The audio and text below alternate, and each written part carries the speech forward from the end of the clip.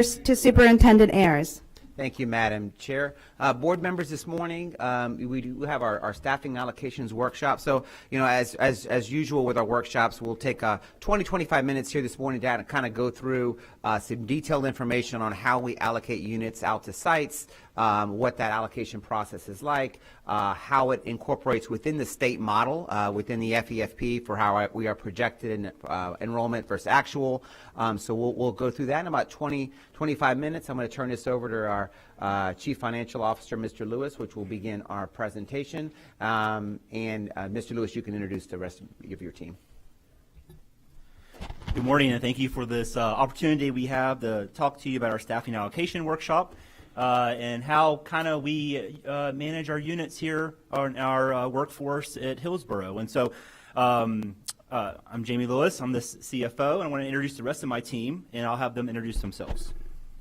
I'm Rebecca Reinecke, and I'm the General Manager of the Staffing Allocation Team in Finance. Dr. Charmian Patton, Chief Human Resource Officer. All right, thank you. And we wanted to start out by showing Dr. Patton's here with us. She won't be a presenter, but we also wanted to recognize the strong relationship that finance and HR has to play in this process. And that's a relationship that we're strongly building. I think it's growing stronger every day, and we wanted to invite her, so in case you have any questions at the end, she is with us today, along with all of our staff and other folks to answer any questions.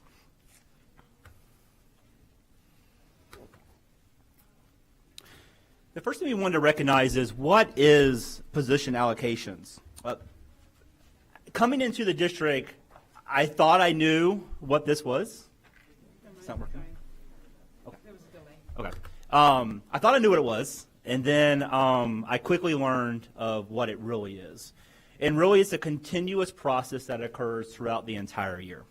And what I mean by that is it's something where data is fed on top of each other, and through communication both at district departments and with school sites, conversations occur of how we support and operate inside of our schools. And what I've learned is every school has a unique story or something different that could be happening at it. And those are reasons why we have to have this continuous process, and as our enrollment fluctuates. I think this is a year where we've seen a lot of fluctuations, a lot of changes inside our district, especially through the storms of the fall.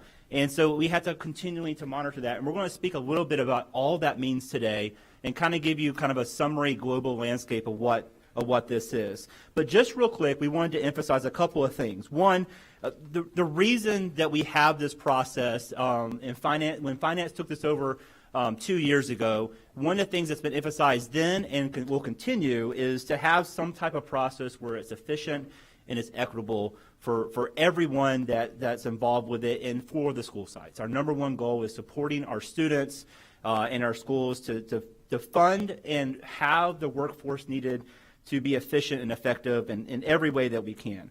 And we have that through different matrix and mechanics that we utilize, and one of those is class size, among a lot of other things. And so we try to use all those, and the position allocation module or process was created, or revised, I should say, when finance assumed it, was to try to improve that. And one of the things we want to talk about today is how we've tried to improve it, and to also emphasize we believe there's still a lot of room to improve. And that's, as we talked individually with folks, that's something that we're going to emphasize and continue to work on, because we know enrollment is flexible. We know that it continuing changes and there's continual impacts with the things that we try to do. One of the things that we wanted to also emphasize is how we see the stakeholders and everyone that's involved with this process. One of the things that we wanted to recognize was the allocation committee that has been assembled, and I believe in place for a little while, and that is allowing us to have more oversight and conversations about how do we staff our schools. And so you'll notice on the slide, the first column is our cabinet. Our cabinet is the allocation and review committee, and those are the individuals who are working through all of that to make sure that we are unified in our decision making, but also understanding the needs. So I'll give you an example. If finance was just making this decision, we wouldn't understand everything that's being requested or the ins and outs. I think talking to Mr. Washington as a former principal, understanding the needs of the school, finance wouldn't have that understanding. And so by having others involved in the room that are focused on academics or HR or other groups allows us to collaborate together to better understand the needs or what's happening. And that's really important as we get into this because we have to consider different funding types, different resources, schedules, class sizes, and all of that. And so that allows us to have a group together. And so that group, and you'll talk about this a little bit later, allows us to really focus on that. And then moving forward, we see that we have district departments and regional superintendents and principals, and then the allocation management team is housed in finance. And so you can see how each of those plays a unique role. And the reason they're all involved is because those are our power users. Those are the ones that have all the information about the requests or the needs. Regional superintendents are those that are really trying to help us from district to the principals to manage the school sites, to understand and interpret that. And then our team, you'll see that they have a unique process and that they go through to understand what's being asked, to research it, and to identify all the options that we have. With saying that now, I'd like to turn it over to my GM that's over this to kind of explain a little bit about what we try to do. Good morning, and thank you for this opportunity to present this morning. Today, I'll be walking you through how the finance staffing allocation team manages our staffing allocation process. From the data and tools that we use to how we ensure transparency, fairness, and responsiveness to our school's needs. The goal of this presentation is to provide you with a clear understanding of how we allocate staff, the systems we rely on, and how we're supporting schools and maintaining fiscal responsibility throughout the year. To give you context, in July of 2023, the position control team came back underneath finance. At the same time, the district was launching M4 Cloud Suite ERP and preparing for the Synergy Fall 2024 upgrade. As we rely on data from both of these systems, we faced a lot of challenges, but it also created opportunities to improve how we serve our schools and leadership. Our priorities were two key priorities: improving communication and transparency, as well as providing the CFO and cabinet with accurate data for responsible decision-making. Everything we've done since returning to finance has aligned with these goals. Key improvements. I would like to point out some of the key improvements that we've made along the way. We redesigned our team website as a one-stop shop for information and tools. We created a position classification system that aligns staffing formulas, funding sources, and ownership. We launched an automated request system that replaced a chaotic and unreliable email process. We launched an automated staffing allocation platform to improve our spring and fall allocation process. And we offer continuous training and feedback loops to improve usability and transparency to our stakeholders. Our PC 2000, this is our flagstone report. This is the next slide. Thank you. One of our key tools facilitating communication is the PC 2000 report. This is updated from M4 nearly real time and is never more than an hour out of date. It gives leadership visibility into open positions, hiring status, and staffing by site. By utilizing the many filters on this report, users can answer many questions, such as how many classroom teachers do we need? How many bus drivers do we have? How many vacancies do we have in bookkeeper support? Besides allocations and staffing numbers, users can drill through on any row to attain current employee information. The spring staffing cycle. Next slide. Now let's look at the starting of the spring staffing cycle. This process, it begins in late fall and early January, where we gather information about anticipated changes for the following year. Boundary changes, school closing, openings, and programs all impact our allocations. Once the requirements are known, we evaluate the best data set and data date to use for the snapshot of enrollment data. This decision is signed off from cabinet. If it's a stable year, we simply roll forward students by grade, accounting for a similar population at the sites, including choice students. So then we don't have to worry about the window of opportunity for choice students. Incidentally, after concerns were raised about the synergy data that we followed up with IT for some testing to make sure that the report that we're using, the enrollment report that we're using, matches the number of students that are in courses at each school, and the numbers match. So we have a high degree of confidence in our data that we use for our enrollment projections. Thank you. Staffing allocation and action. Using projected enrollment, we apply formulas to calculate staffing needs, the same one. Principals receive what we call their magic number, a defined budget to plan their staffing. If principals feel that formula results do not reflect reality, they can request a meeting through the regional superintendents with the allocation review committee. These meetings allow for exceptions where justified. Additional staffing allocations are also adjusted through formula owners, such as custodial, early childhood, and ESE. Once allocations are finalized, we process position budgets for the fall and display the results on the PC 2000. During this time of year, both the position budget currently and the one for the fall is available on the PC 2000 for the principals to compare what kind of changes are ahead. That is the spring allocations. Fall adjustment cycle is the next one. I'm sorry if I said fall.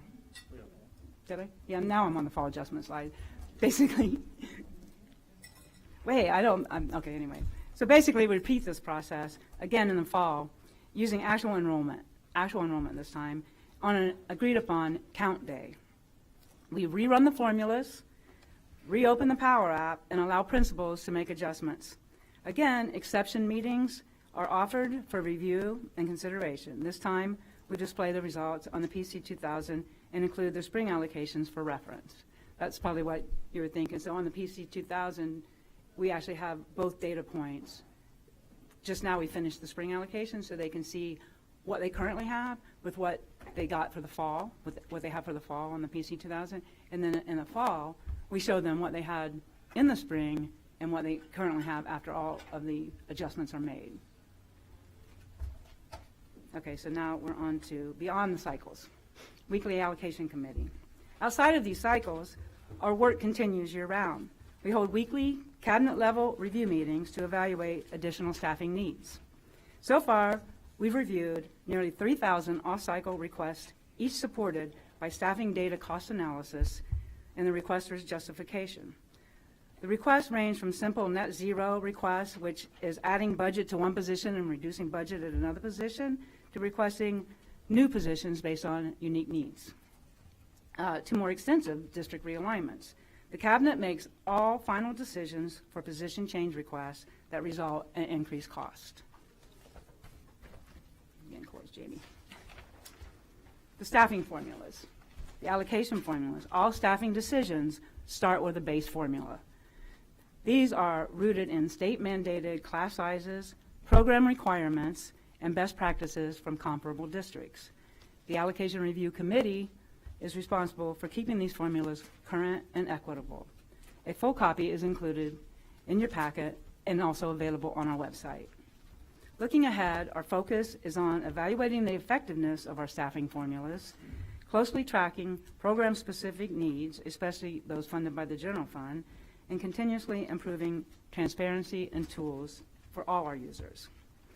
Our staffing allocation process is built to ensure every school receives the resources it needs based on the best available data and clear, equitable formulas.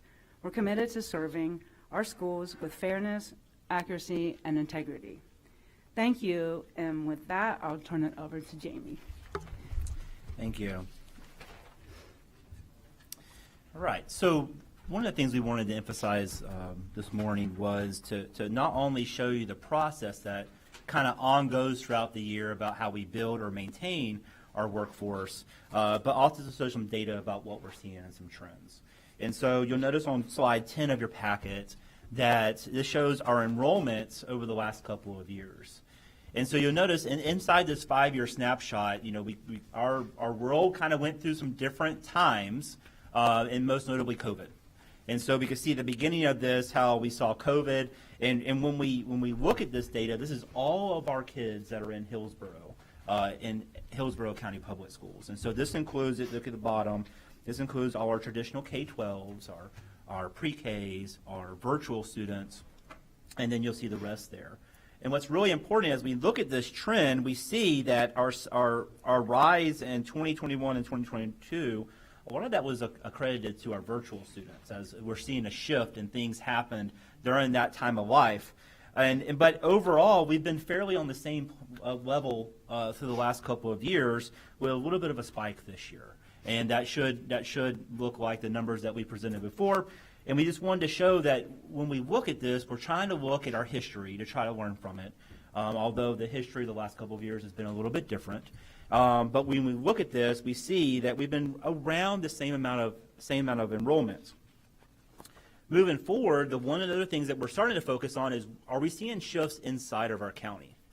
And so we try to take a heat map of where we're at 5 years ago compared to today. And one of the things that we noticed is that we're seeing a shift to the southeast of our county. And so we can see that if you look at the top graph is from 5 years ago, the bottom graph is today, and that assumes that the districts were, as they are today, they were like that 5 years ago. And so we're seeing a shift. And there, we will say we didn't include closed schools and all that, so the numbers are slightly different, but it does show the shift to that side of the county.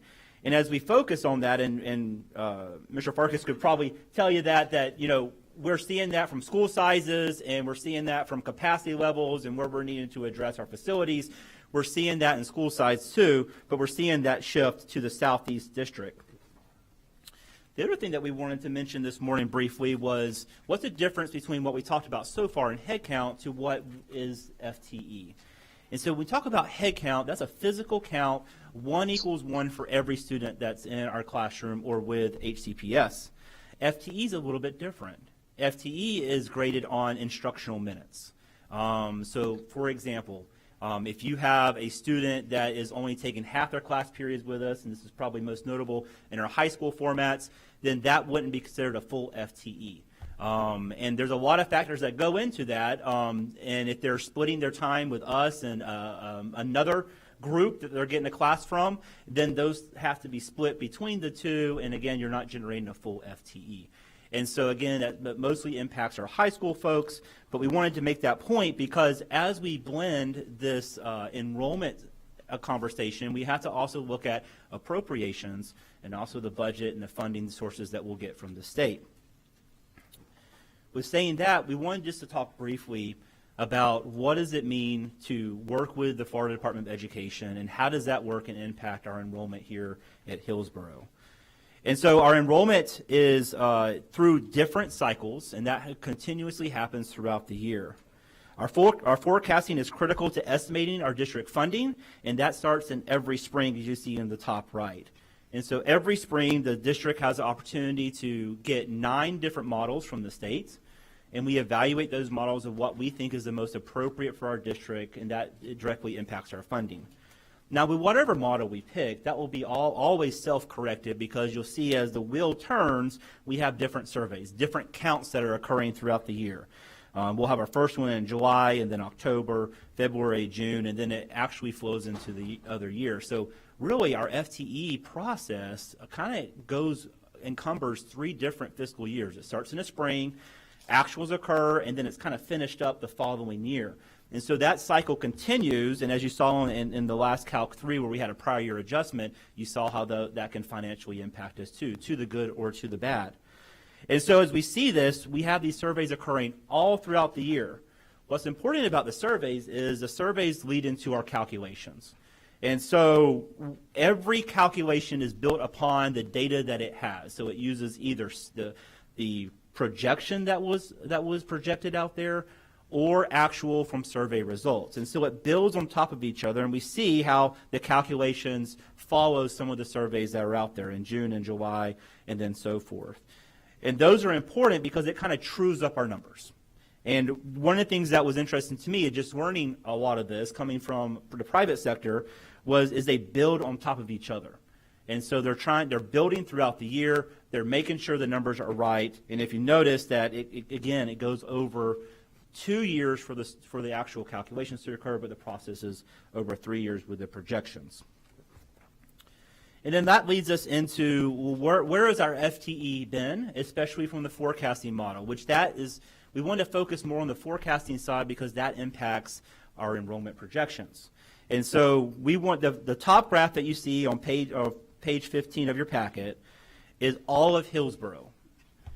And what we wanted to show is what is our county seeing, and then where are we at? And the two columns that represent our Hillsborough County Public Schools is traditional and virtual.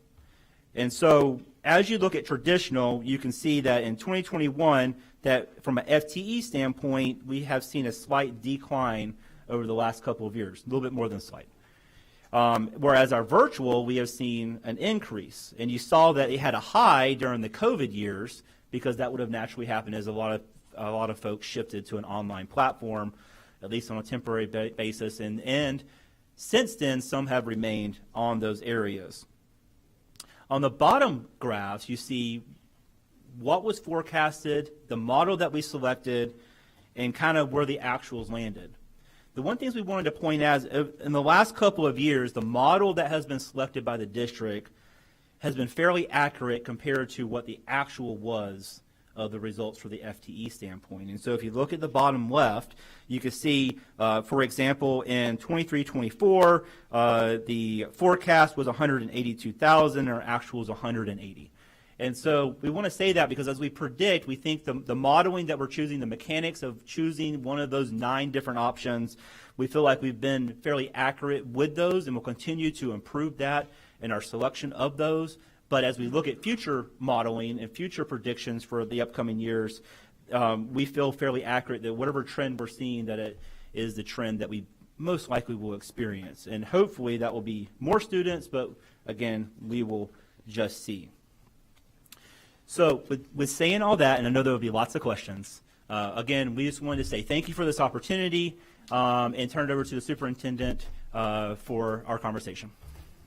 Yeah, Madam Chair, that's our presentation. Ready to take any questions from the board as we need to. Thank you. The first in queue is Member Combs. And if you want to get in the queue, let me know. Okay, I just want to thank all of you for today and for your presentation and providing this. I just had one question for clarification. It's just me. If I'm looking at page 10 and page 11, right? Page 10 and 11, I'm just trying to understand that. So the head count is saying 184.9, right? But if I look at page 11, and when I added these, a couple days ago, a few days ago, I see that 191 and 178. Where's the difference of the 12,000 students? I know that's not all virtual.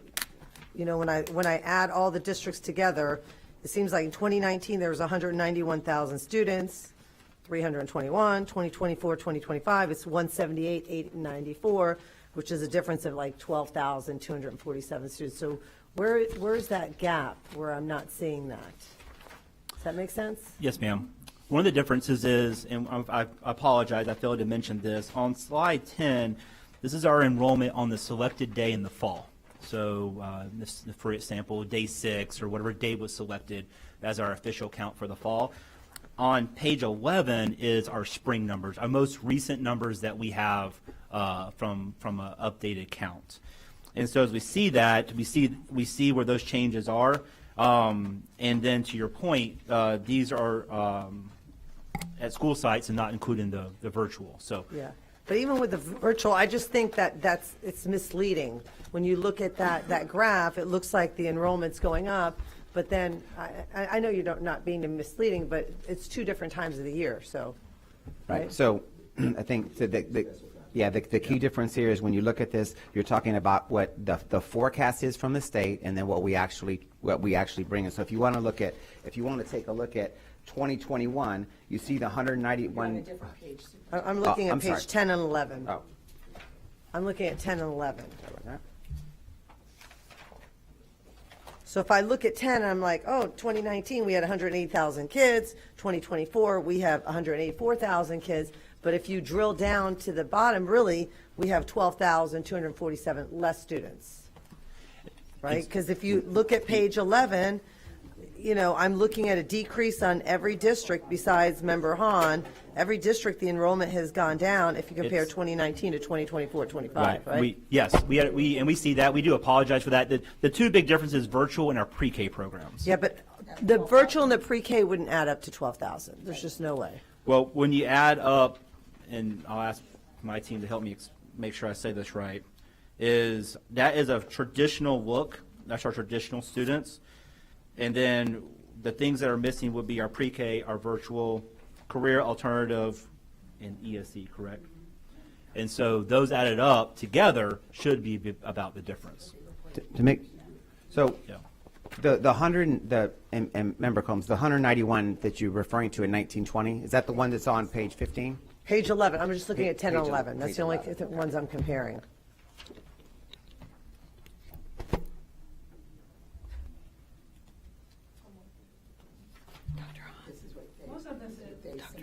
Most of this is pre-K, and if you add, 4,500 is about the number of pre-K students that they have. You're at 4,500. Yep. Yeah, I mean, it's fine. I just think it's a little confusing. So Yes. when I look at this, when I looked at it before, because I've been Yeah. saying for a while, I feel like our enrollment has gone down, right? I mean, traditionally, but I don't know if you included the charter or what that looks like, but when I look at page 10, it looks like the enrollment's going up. But when I added all the numbers, and I added them several times, I was like, no, you know, our enrollment is going down, and it's going down in every district besides Member Hahn's district, which actually was surprising to me that my percentage was as high as it was, to be honest with you. You know, because I knew Mr. Washington's Okay. district has really shrunk down, but I was surprised to see some of the other numbers. So I just think, you know, it's just a little bit misleading, because I think it's important for schools to know that if they're losing, you know, key individuals or key people, it's because Yes. the district, the enrollment's going down. Right. So, and it doesn't matter what the reason is, right? That doesn't matter if it's because there's more charters, if people are keeping their kids home, or if they're choosing more private schools, or they're moving out, or people are aging out. It doesn't matter what the cause is. I just think it's better to be kind of clear, because the traditional number of students who are in our district, who sit there every day, the enrollment has gone down in the last 5 years. For traditional. Yeah, so I'm just a little So confused on the if numbers. if you could go to page 15 for me, let's just go to, if we go to page 15. Right. If we look at the 5-year forecast, if we all go up to, if you go up to the 2021, for example, you see the 191.29. Yeah, that's what I have. Okay, so that 191.29, that was what the forecast was from the state of Florida, that this is what their anticipating enrollment was for us in 2021. If you look now to bottom left, the 191,000 is there in that purple, and then to the dark purple, and then to the right, you see what we actually earned that year was actually the 178,000. That is the claimed FTE. That is our actual That's fine. I just think that this, but what we reported to the DOE, so if you, is 2021, what the model that was chosen back in 2021 was that we were going to have 191,000 claimed FTE, not enrollment. And I think the key to remember, this is it's complex in the sense that what Mr. Lewis said earlier, 1 does not equal 1.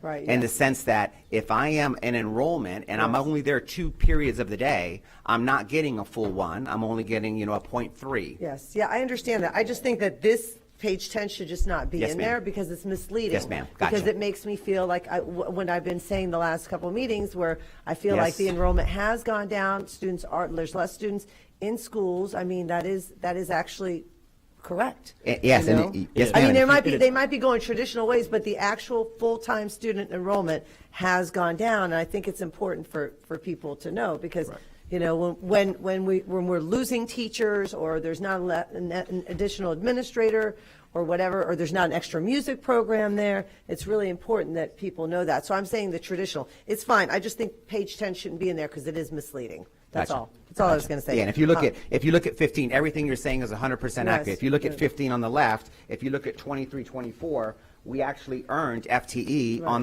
the traditional 180,000. We earned 176 this year. That there's was it. And yeah. I was going to probably, if I'd come in earlier, I would have mentioned it earlier. But when I was looking through it, I just thought it was misleading because it looks like, our enrollment's going up. But it actually, and there's traditional, students are choosing other choices. Sure. Virtual, they're choosing other programs. We have more kids in different programs. But it's just to just really look and to see, wow, my district is actually, the enrollment has gone down traditionally, 8%. That's quite a bit to look at every district and see how, mine's 8%, Member Vaughn's 9%, Member Rendon, who I thought her area was kind of growing, it was good to see that that's kind of 9%. Yeah. So I'm just not sure. But I know that's FTE, and I know it's partial, and sometimes it's like it takes 2 students to make a full FTE. I realize that. I just think we need to make sure that the message to our district as we go into schools, and maybe they're cutting, like I think of one particular school at Hammond Elementary where there's a music teacher that's being cut, or, partial. It's really important to realize that it's because of the enrollment, or that there's not that many students interested. Like, for example, the other day at Rogers Elementary when people came, was it because there weren't 30 students interested in orchestra? Or what's the cause of that? And what, or not keeping classes. We talked about this several years ago where we were able to have an AP class for environmental for 10 students. Now we're not able to do that anymore, and the classrooms have to be really full. I think that's really important to make sure, people understand that, and that's why maybe their child is losing that extra class or things are occurring is because of that. So I have several other things, but I'll get back in the queue. Thank you, Member Combs. Member Gray? Good morning, everyone. Thank you, Ms. Reneke. I don't know if you did your run this morning. I did. And Mr. Lewis.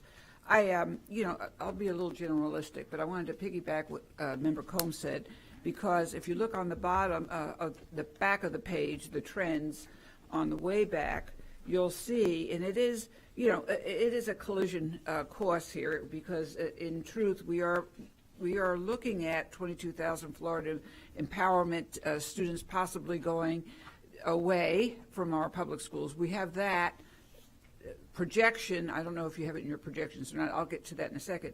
But in real time, when we sense that there's a decrease of enrollment coming, but yet you have graphs, page 1, 2, District 1 is going up, District 3 is going up, that's District 1 is Member Combs, District 2 is going up in enrollment, Member Hahn, Member Vaughn is page 5, is going up, and Member Rendon is staying steadfast.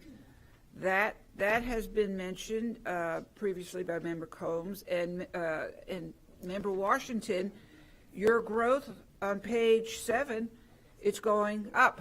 So if you're looking at charts and trends, we gotta remember that if you're doing a trend, all right, it looks like from 20. Now I gotta get my glasses on.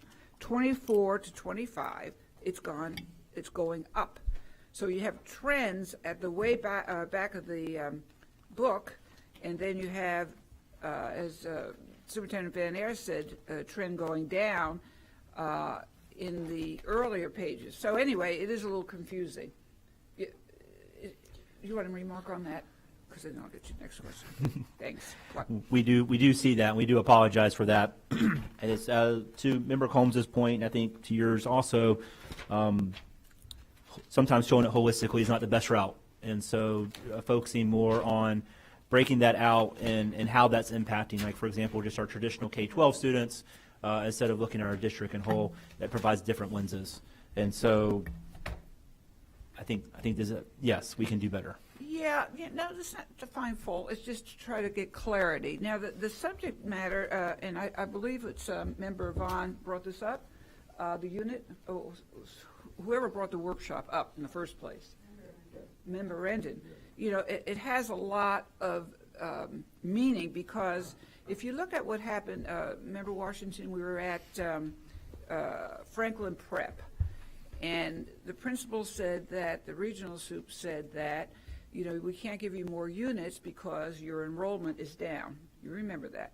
So then he lost the attractors of law studies and foreign language, even though Farrell, which is the girls' school across the street, we're supposed to have the same balance. But the genesis is when you have phrases like that are said to a principal who's losing, yes, he's saying, well, I can't help but lose students because I have no attractors. So it's like a catch-22 situation. Now, fast forward, it's being monitored, and thanks, Member Washington, for going out there. We both did. But the truth is, what do we say to if a school board member hears frustration about, oh, we're losing units? So then we say, oh, because you're losing students? And as a consequence, you're losing units, you're losing the culture, the fabric, like we did at Blake when we had to cut everything, even journalism and every other cotton-picking elective when Superintendent Davis was in. So when you lose the actual personality of the school, how does that principal overcome, and perhaps this is Superintendent Van Aer's dilemma, how do you get back to saying to parents and future teachers and future staff, hey, we got a great law studies program. Oh no, wait a minute, we don't, because we don't have enough students.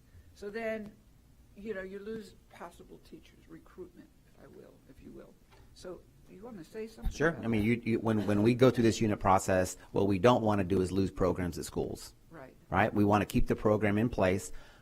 Having said that, you want to have the right number of teachers that equals that number of students that are enrolled in that particular school. So as you're going through, you had a great point there with Blake. You want to keep those programs in place because those are the attractors to those particular schools. I'm not familiar with law studies at Franklin with that particular one. I can take a look at that, but we're not. I don't think that Franklin is losing its law studies program. No. So the law study, the program itself for law studies is remaining at that school. But if you're at a site and you've got 3 law studies teachers, and the enrollment for that next year only indicates that you have enough for 2 teachers, that's where we have to make those decisions. And it's not a perfect science as we go through all of this. That's why we have Regent Soups. It's just not about our finance team. This is about our entire team that looks at each one of these situations, because as we mentioned, every school is uniquely different in how we allocate units at those sites. We want to do so to keep our programs in place because it's about attracting students into our school district and not losing those programs to do that. Yes, ma'am. And that's go ahead. I can follow up too. I think that's exactly right. I think there's a unique story at a lot of our schools because they won't not always fit a formula because we have something that we're doing there. And we know that class models are graded by the school and not individual. And so as we have unique programs, maybe they have a smaller class size, and that's generating some challenges otherwise.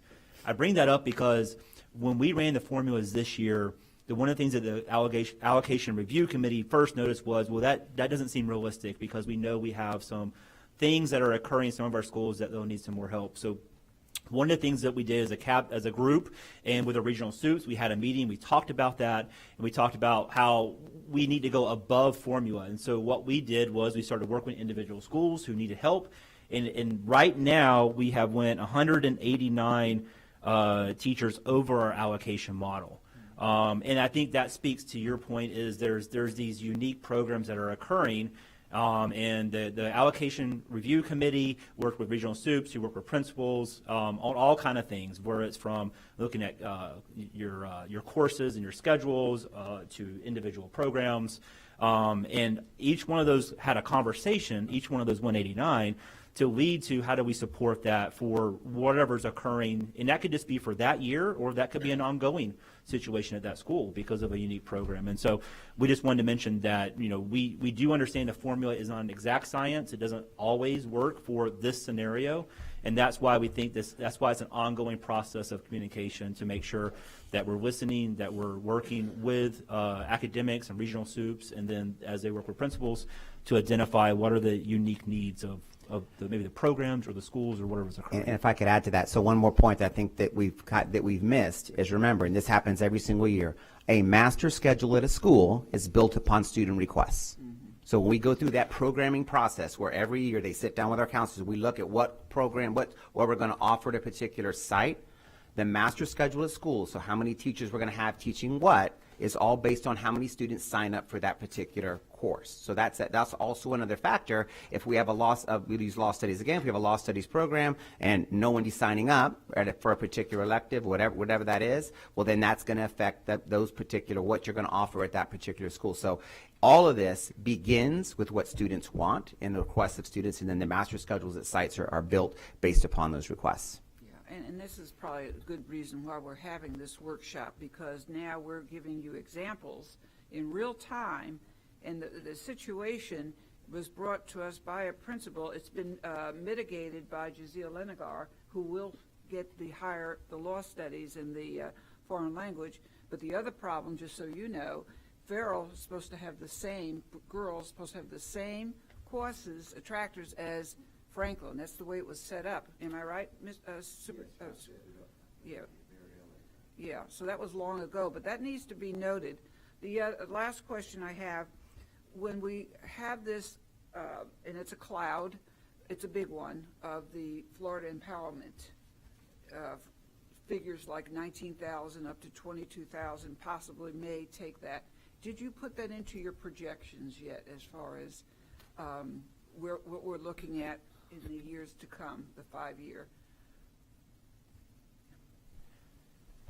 As far as it potentially taking Hillsborough kids away? Or Taking the FTE, the trend, there's a fiscal identification.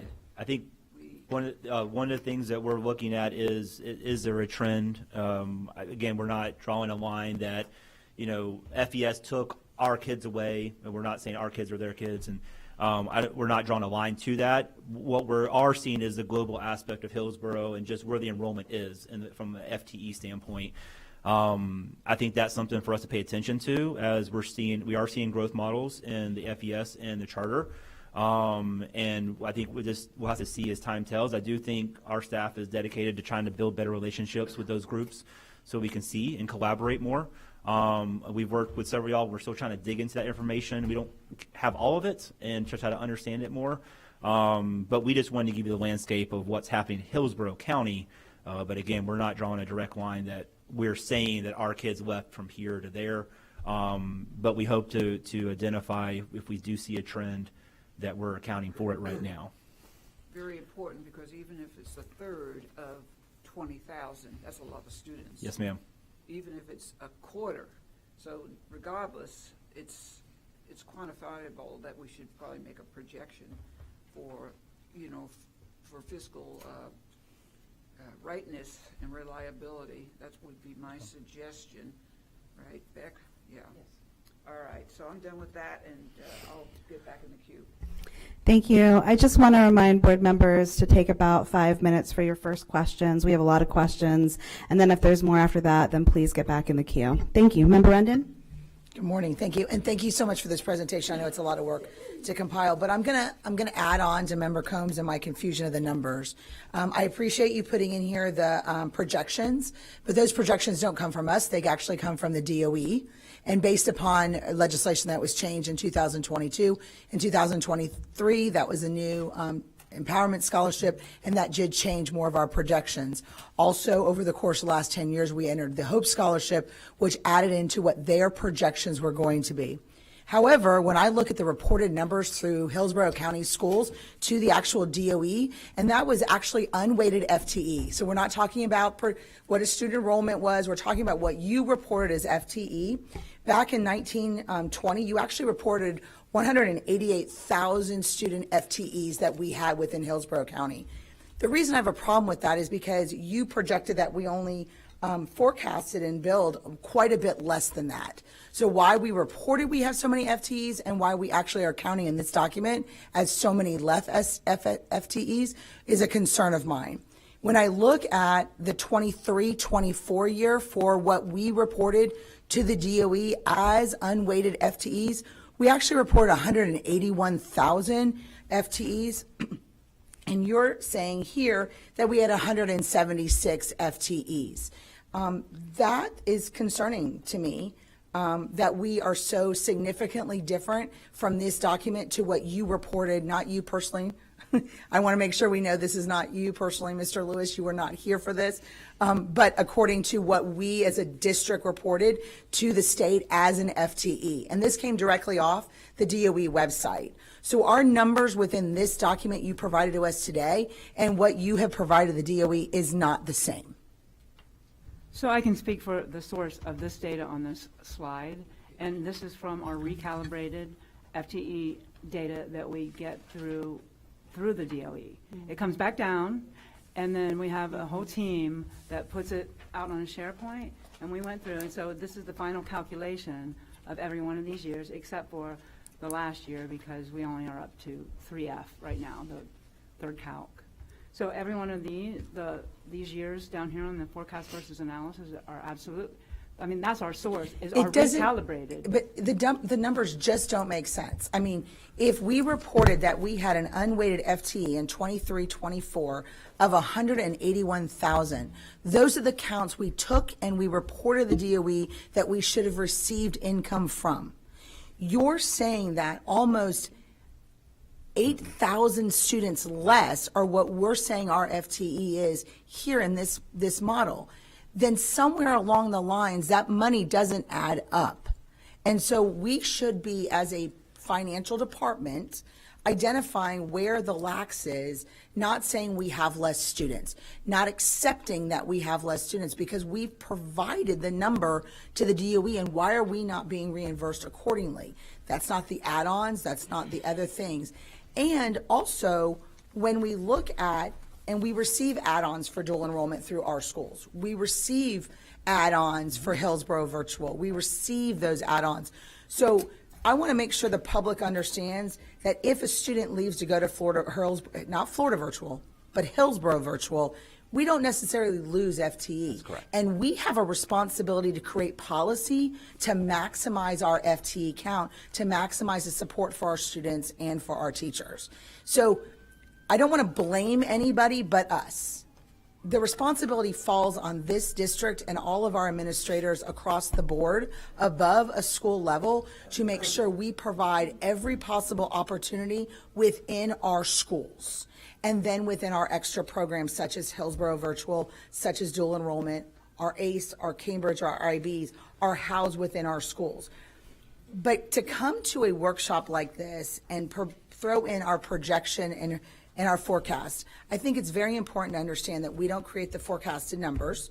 That comes from the DOE based upon legislation that's passed during that current year and so forth, which they predicted to us that we would have a projection of 172,000 students this current year.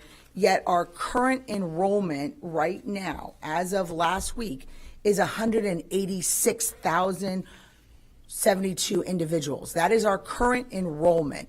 I understand FTE can look a little different, but that current enrollment does not match your numbers district by district. So I don't know where the numbers are not matching. I'm not an expert in this by any means, but I have done my homework. I have done my research. I do understand that the FTE count is different, but I'm pulling what this district reported as FTE counts. So I'm not even pulling data of enrollment. I'm pulling FTE counts.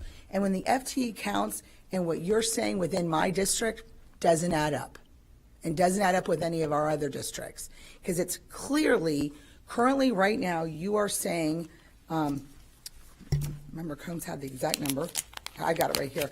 170, hold on, it was back here.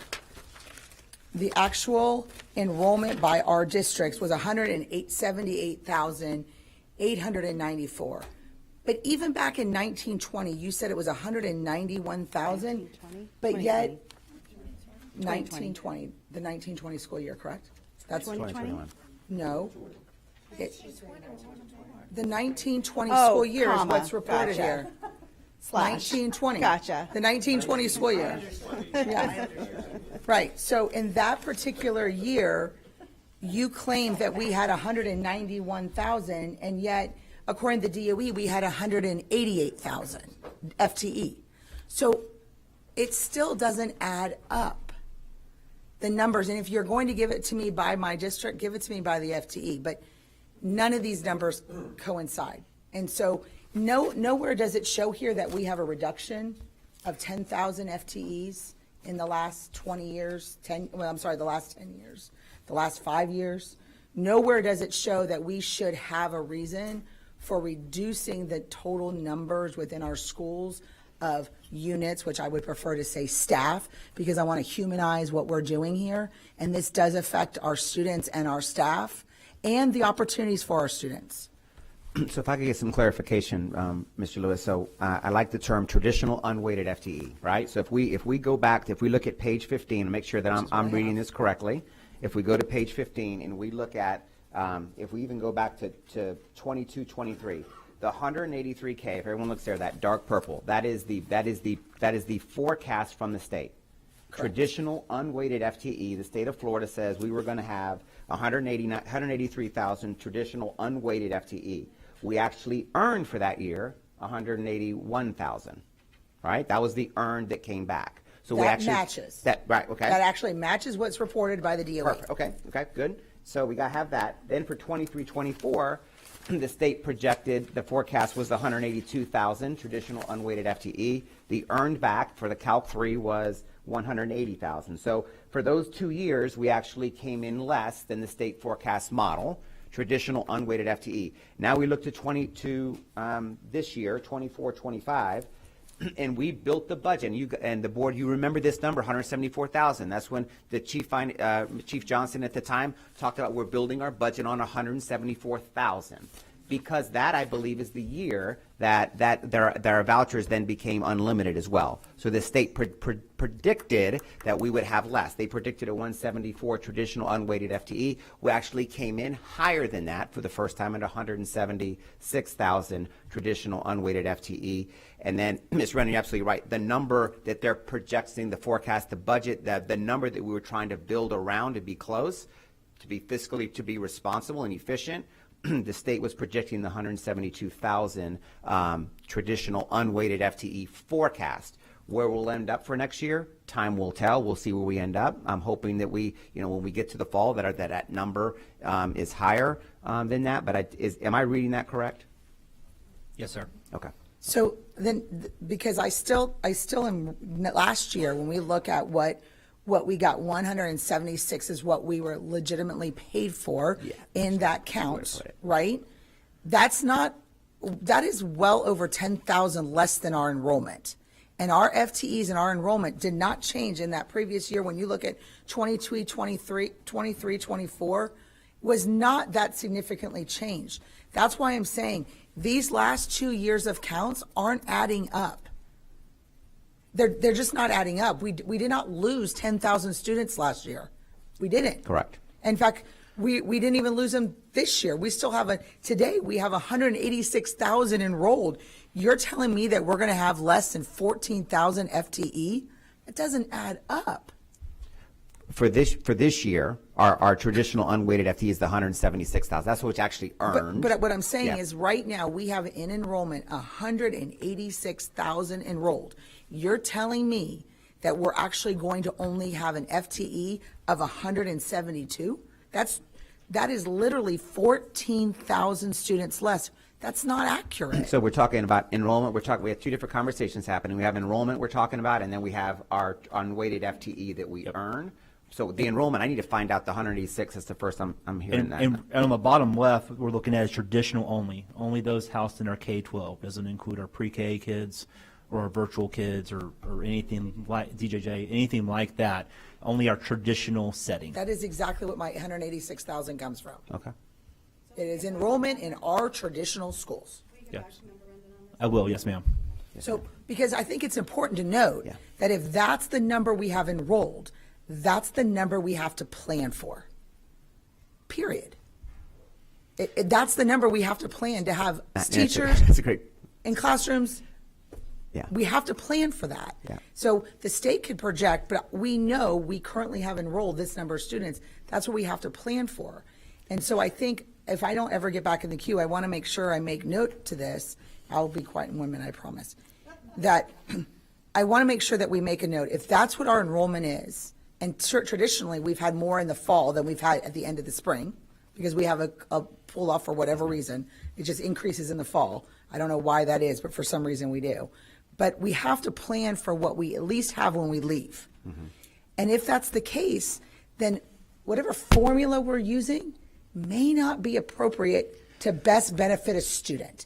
And I need to make sure that I advocate that this district looks for whatever is going to be best to create the best environment to provide the best education and the best reliability for our staff. Because in this process, we hurt the staff's reliability on us as an employer.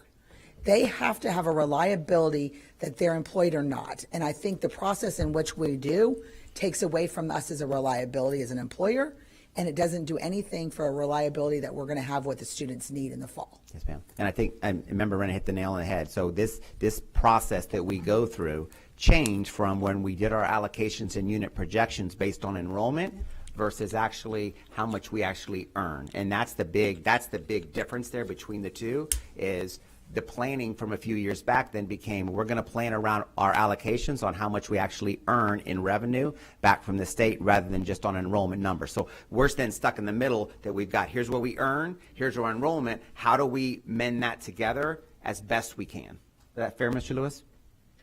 Yes, sir. And that's a tricky process. Yeah. But that's exactly right. It's the enrollment versus what we. Member Renda, we will definitely get back with you quickly. Thank you so much. Dr. Hahn? Thank you, Member Vaughn. Okay, so, when I look at these numbers, I automatically go, think about ways that we can increase them. And, our numbers are fluid. Enrollment is fluid. It's changing daily. I understand the frustration with, this was on a selected day count in the fall, and this represents spring. And, it would have been nice if maybe it was, the same time of year or something. But regardless, these numbers are going to ebb and flow throughout the year. And we're trying to work with predictions, and that's very complex. So I appreciate, this is the first time this board, really even, Member Gray, even before this board, we never got such a deep dive into units. Yeah, so I think we all really appreciate this, the level of knowledge you're providing us, and it's a lot, but I think it's going to help our understanding too about how we're funded. I agree with Member Combs. Our traditional numbers are going down because of the enormous amount of choice we're offering in our school district, which is great. We've expanded our CTE since I've been on the board under Superintendent Akins. By hundreds of certificate opportunities. This board has made a commitment to expand VPK, and we're now doing dual language programs and Montessori programs. And then we have our ESE programming as well. So, that's not all reflected in our traditional numbers. But I say we need to continue to push down that path of really listening to what parents and students want. The superintendent said, they look at the requests from students for electives. That is smart. If you have a program that is not being filled with students, it may not be because the enrollment has gone down in that school. It may be because there's a lack of enthusiasm and interest from the students still going to that school. So that always needs to be considered. I worked in an environment in higher ed where people got married to the programs to such a degree that even when there were 3 people in the programs, they were still offering them because they were part of that person's identity. Had nothing to do, and that's why the teacher pipeline is almost dead in some of our universities. The fear of change and reimagining is going to hurt us. We need to really look. I remember when we had an elective, Fables and Fairy Tales. It was in Member Snively's district at the time. 3 students were taking it. I'm sure at one time that class was packed. But as students, matriculate through schools, interests change. As communities change, new cultures come in and interests change. And we need to constantly be doing that. So yes, sometimes something is going to get cut, but you have to really look at where the interests are if we're going to keep families. I want to say around the FES, growing. Interesting enough, if I've talked to Mr. Lewis about this, because the number, when you look at FES, all people kind of assume, oh, that's all those people are going to private schools. And I've asked you if you could please separate that. How much are private schools dollars versus family empowerment, unique abilities, students with disabilities? And we haven't been able to do that yet. But I can tell you that, no, it's not all one, because it's not all one. Because some of those kids' numbers that are in there, I guess my point is with the FES is that, some of those dollars are used for private schools, but some by unique abilities are used for students who are getting tutoring and so forth. But what's interesting about that number and why I wanted it pulled apart is because when I did my research, the number of unique ability scholarships are growing at a faster rate than the number of private school. Correct. Why is that important to us?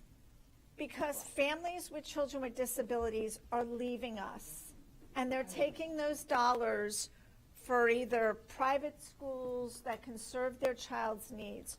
What does that tell us?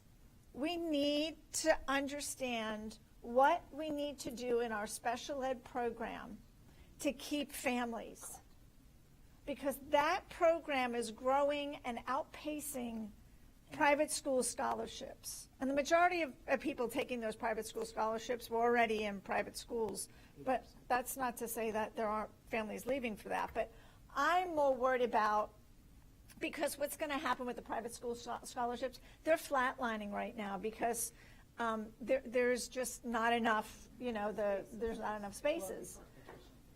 What do we need to do to keep our special ed families here? Correct.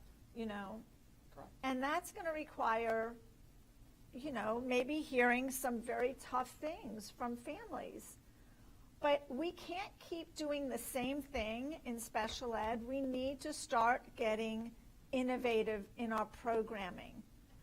I remember when we had some students at a school, I'm not going to call the school out, but they were one of the only schools that every child with a disability was in a gen ed classroom. There were no self-contained classrooms. Parents were flocking to that school. Am I saying that should be in every single school? No, but it should be an opportunity if a family wants that. And so I'm more concerned, like I said, when I look at the escalation, and it's going to keep escalating. And, if we can offer something in that arena, we can keep those students. I think, when I say reimagine, it comes with also state revenue, creating revenue streams, and we've had discussions about that. And I think, we need to create revenue streams from the FES to our district. And I don't want to get into that. This is not the right workshop for it, but there are opportunities for that. And, we have to go after every opportunity for dollars and students. Yeah. And keeping students in our district. And it is possible, and, I am not disappointed by these numbers. I feel challenged and empowered by these numbers, because we have more resources in people and their ideas and their talents because of the amount of time they've lived in, and I say lived within this district, like their job, their career has been within this district. We have so much talent. There is, in my mind, we can overcome this, and we can expand our choice and our traditional options if we are not afraid of change to increase these numbers in a great way and offer the best options to students. But you just can't keep doing the same thing and think people are eventually going to, stay with you or come back to you. And I think looking at truly where the biggest threats are coming from and how we can address them is what's going to increase these numbers. And I think we have the opportunity to do that right now. So I'm kind of looking at this at a glass half full, because I will not be defeated. We're all very competitive. Yep. And I think just helping parents really understand choice. I don't understand why the same program just has to be offered at the Boys and Girls School. Boys and girls are so different in what their needs and wants are. Title IX says it has to be? Okay, well, there you go. All right, well, yeah, okay, well, we want to make sure everyone's needs are met, so we need to be creative there as well, I'm sure, but I appreciate that. That just popped, I was like, oh, but it makes sense. So, I think a lot of these number issues are really about looking about what we're providing. Yep. And look, some programs in my district, the school is closed now, Monroe Middle School. When I first came on board, those numbers were very low. We couldn't figure it out. I mean, we never figured it out, really. We offered IB programs. We offered a phenomenal STEM program that fed into, Robinson. And, it's just, sometimes I think we know what's going to work, and we're not really asking the families what they want. And I remember sitting around at that table thinking, IB is going to work. We're going to do it. And now going back and thinking, we never surveyed the families. We never surveyed our customers. And I think we need to get more customer-centered in such a highly competitive state. That's the only way you're going to be successful, is to be very customer-oriented. So, thank you. Thank you, Dr. Hahn. I know you have some questions from Member Perez, who's online. Member Perez is on Teams, but she has two questions she wants me to ask. First, in the context of determining FTE student counts, how does our school district currently account for students who are suspended, and to what extent do these suspensions impact our FTE calculations?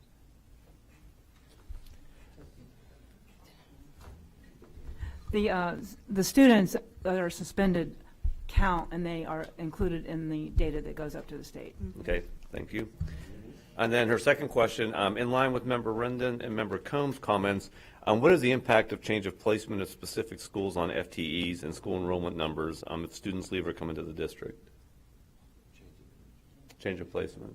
So it depends. So at any change of placement, if they're enrolled in Hillsborough Virtual School, they stay in the district, and those funds remain in the school district. Okay. Okay, thank you. Yeah. Thank you. Member Washington? Thank you, Madam Chair.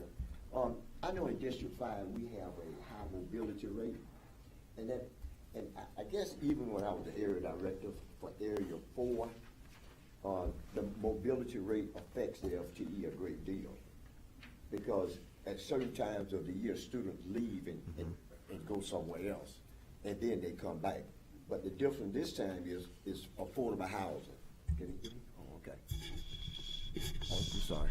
Okay, it's affordable housing. So a lot of students are leaving, going to South County. Yeah, and coming out to South County because of affordable housing. And some of the parents that I've spoken to have went to South County and come back. But now, see, that's going to affect your numbers. The numbers are fluent, like Dr. Hahn said, because as they move back and forth, those numbers fluctuates. And like at the beginning of the school year, and I found this to be true, at the beginning of the school year, they're in East Tampa, okay, for a period of time. And then somewhere between November and December, they leave. And they may be out there until about May, then they come back. But then the numbers fluctuates because we don't have the right FTE. I don't know how we can capture that. I would add, just to kind of Jeff, because you're absolutely right. So we had our Teacher Appreciation Week last week, so we were going through, one of my last visits was over at Carter G. Woodson, and we were talking to a student who had just scored a level 5. They were all getting their scores back, coming back. So he was at Carter G, scored a level 5 in ELA, started the school year at Buchanan, right? So started year at Buchanan, moves over to Carter G. Woodson K8, scores a level 5. So for testing purposes and school accountability, neither school gets credit for that particular student. So there's one scenario there. So we don't. But as far as FTE goes, that money still stays in the school district. But you're right. It's always about trying to mobility is an issue that we have to deal with. Has always been in Hillsborough County, and there was an example just on Friday of a student level 5 moved from Buchanan to Carter G. Woodson. For the accountability system, neither school is going to get credit in their school grade for that student to make a level 5. Money stays in Hillsborough County. However, it's that mobility, and as students move, in the middle of the year, teachers don't move from one school to the next. So we have to have cushion. To Ms. Brendan's point earlier, you have to have cushion around that, around the enrollment category. Yeah. So, yeah, I would say the only challenging part that would be a delay in capturing that is if they move from a traditional site to a virtual schools in Hillsborough Virtual, because that FT is not captured until they complete and pass the course. And so if they were to migrate from one to the other, then we would have a missing FTE for a while. We have the head count. But unless they complete and pass the course, which is typically around May, then we wouldn't capture that FTE from once they left. And also, and we were talking about Title IX when we open up Farrar and Franklin, we had equity there because whatever the boys have, the girls must have. That's how the Title IX came in about Franklin. So we had equal everything, every curriculum we had at Franklin, we had at Farrar. And now it's different. And somewhere down the line, we lost the ability to make it with to be equal with equity in there.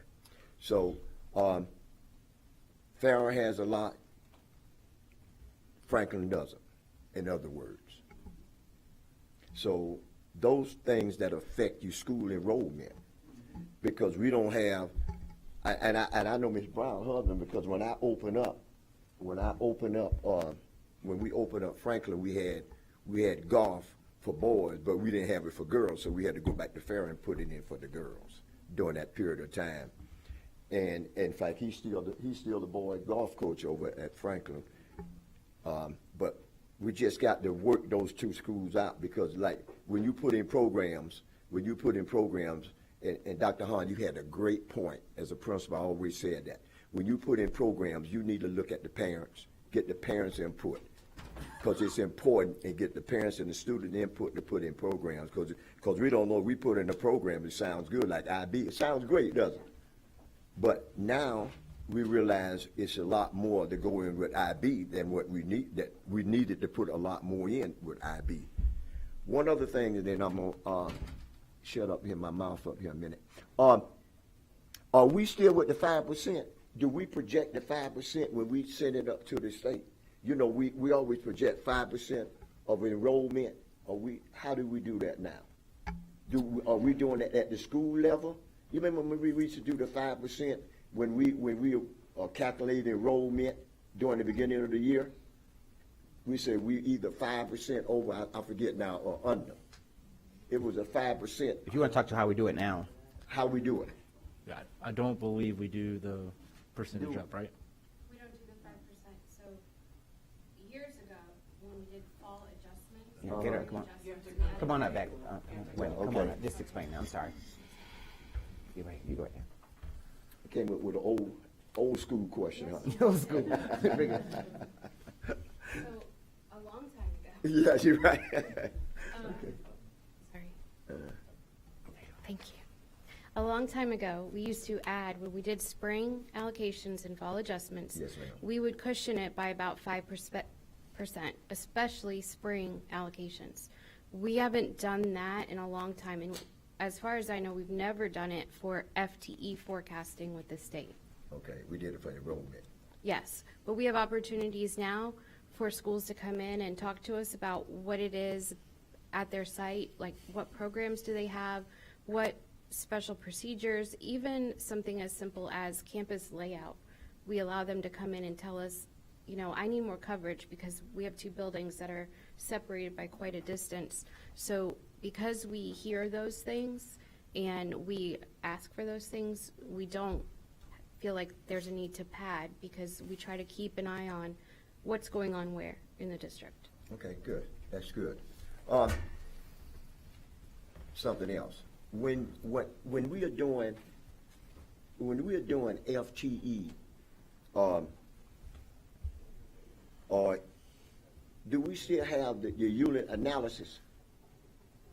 Do we still do unit analysis? So what Mr. Member Washington is referring to is, yeah. and that really happens at the regional soup level. Right. Unit analysis, meaning here we go in the fall, we've allocated units out. Do we go back in the fall and look after the 20 day, after we've allocated units? Do we take a look at sites to see whether they're under or over allocated? If you just want to talk through that process, Mr. Lewis, what's upcoming, or Becky with that? Yeah, and then the principal, what happened, the principals get with the regional superintendent.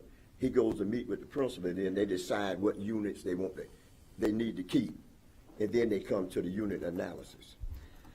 Well, I'm not sure if I'm speaking the exact same language as you are, but the way the process works now is they have, so once we calculate, you know, whatever their magic number is, they have total autonomy on how they arrange that number.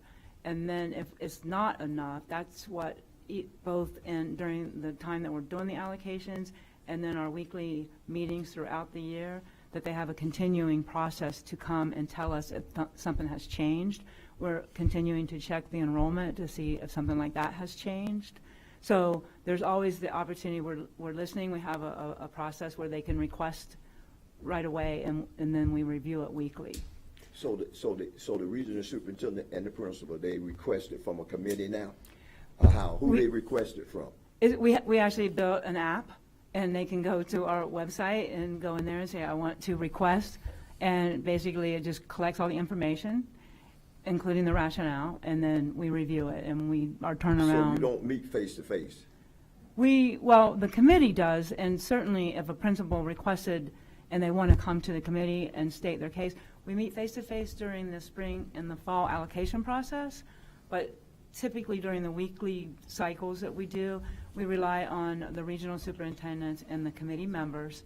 If they have any additional questions, then we'll bring, the principal is welcome to come, or anybody that requests additional units. Oh, okay. I mean, because I think it's important if a principal needed a unit, because, you know, all schools are unique and schools are different. So Absolutely. If the principal needed a unit, and say, because most principals need units in discipline, I got to be honest, you know, because you might need something, you might need an assistant teacher, for example, or something like that to help out, not only in the classroom, but to help out with discipline during the school day. So when they come down, you know, the regional superintendent and the principal, then they request what they need in order to make the school operation much better.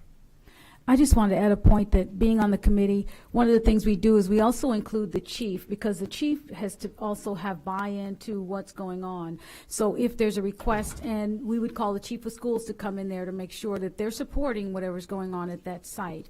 So they've talked to the regional, they have their regular meetings on Mondays at 8 to discuss what's going on, and then they come in if there's a question, a concern, the chief is there also to support that. So it's not that that person has to come and say, I'm just asking on my own. They've already discussed it with their chief. Their chief understands and can come in and say, I want to validate this is a need and this is why we have the need.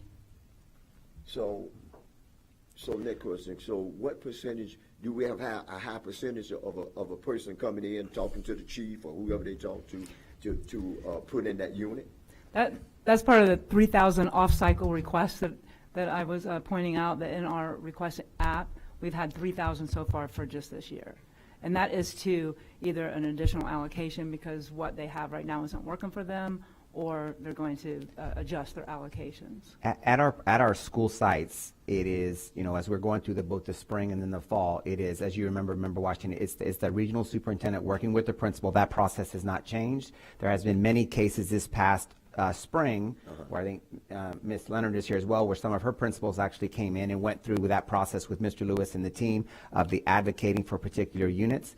The unit analyses referring to, just because this is something we are going to bring back, what he's referring to is after the fall allocation, that after the 20-day count and all the movement in October and November, then we start pulling master schedules of sites to take a look to see what those numbers look like, and if there is going into the spring for the following year, any adjustments that need to be made. It's just an analysis of what it looks like in October, November, where we're pulling master schedules, look at how many students per class. It's just an analysis of that particular site's allocated units.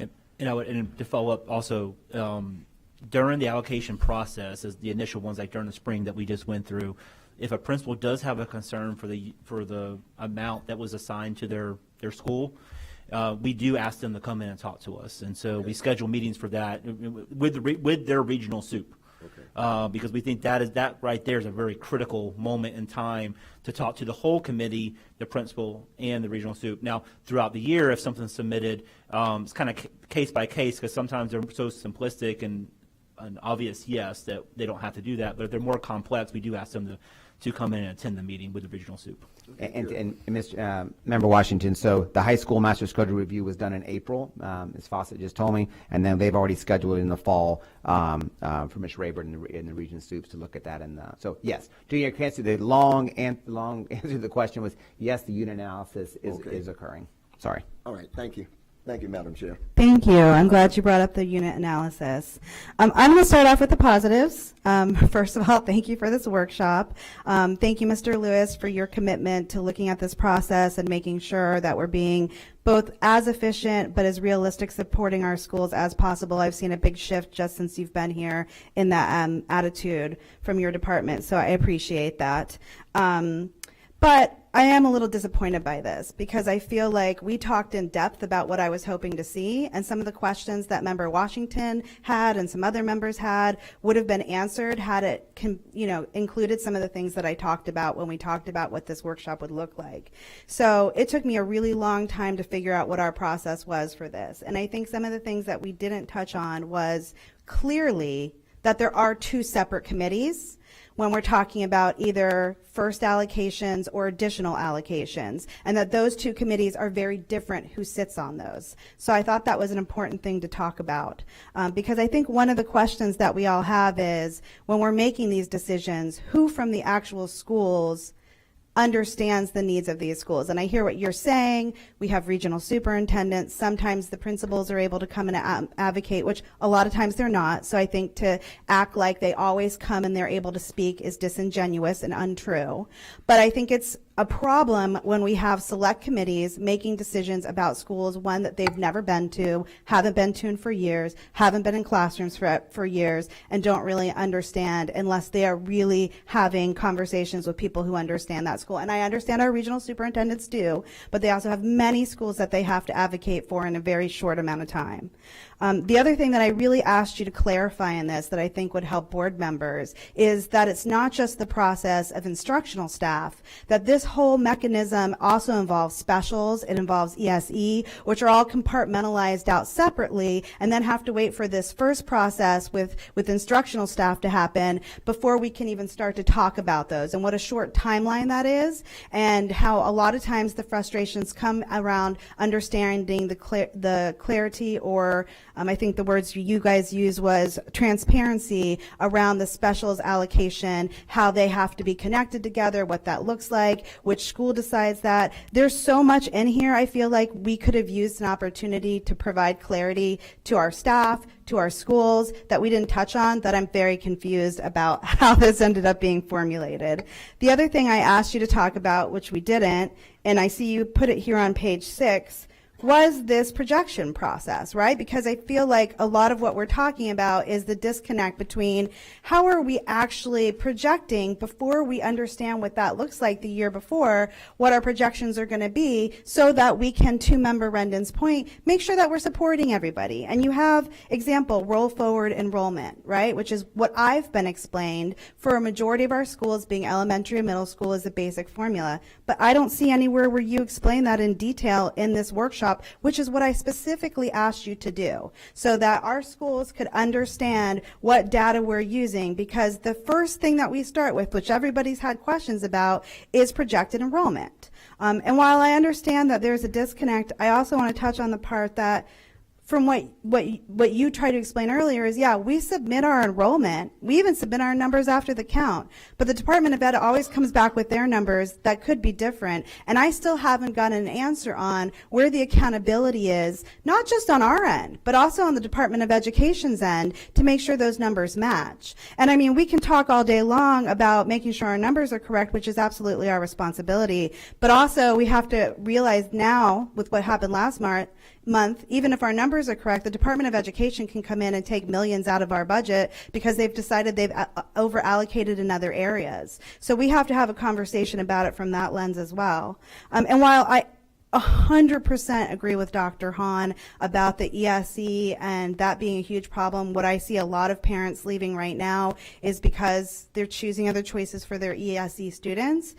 Another thing that we can do as a board is to make sure that when we advocate legislatively, and I've brought this up several times, that we talk about the timeline that we're expected to have all of our evaluations and what that looks like for us compared to the timeline that we have to provide that for any private or charter school that asks us. They have a shorter turnaround time. So their students are going to jump in front of our students. So, we have to also, if we're going to have a conversation about strengthening our ESE, which I think there's so many opportunities in our district to do, and many of us talk about it quite often, we have to also talk about the barriers placed in front of us legislatively and how we can effectively, as a board, advocate for changes that support all of our students.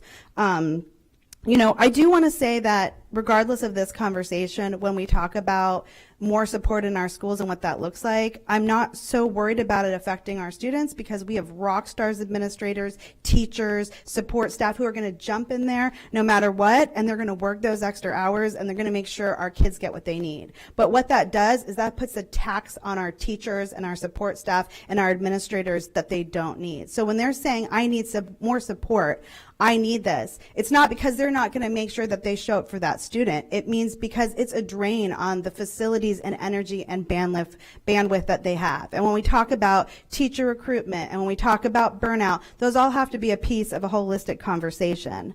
And I do find it disingenuous that we act like, okay, we start with this space allocation, which at this point, from my understanding, the administrators didn't even really understand how we got there. I've talked with Superintendent Ayers, who said that, he's going to give that back to the administrators next year, so they have a part of the process of coming up with that number so they understand the allocation.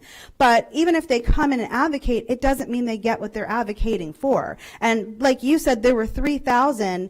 We've talked about 186 that we've given back. Maybe those are different committees, but that's a small percentage. So a lot of the times, even if we have our staff members, our administrators coming saying, this is what I need, we tell them, sorry, this is what you're allocated. So I think we have to also be very transparent in that process as well, that just because schools are telling us what their needs are doesn't mean that they're getting it. I think the other process that I think we haven't had enough conversation about is, okay, so we give out the projections, we have this big hustle now, everyone gets stressed out, they figure out who they're going to leave, sometimes based on our agreement with the union. It's one of their best news teachers, but it's going to, because of the pool and the way that it works and seniority, they're going to lose those people. We wait 3 or 4 months, we do the count.